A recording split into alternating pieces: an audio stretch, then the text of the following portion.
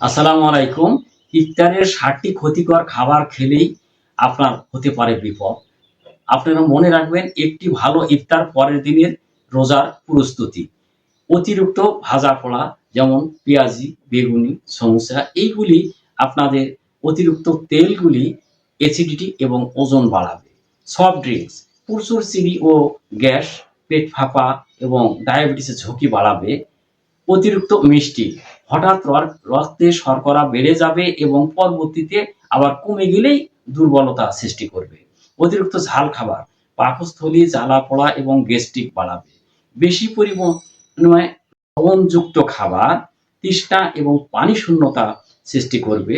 অতিরিক্ত চা বা কফি শরীর থেকে অতিরিক্ত পানি বের করে দেবে, প্রস্রাবের পরিমাণ বাড়াবে এবং আপনাকে দুর্বল করে ফেলবে। খুব ঠান্ডা পানি বা বরফ খাওয়া যাবে না।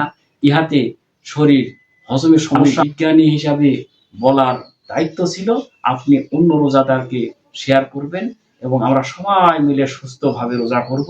সবাই ভালো থাকি। আসসালামু আলাইকুম।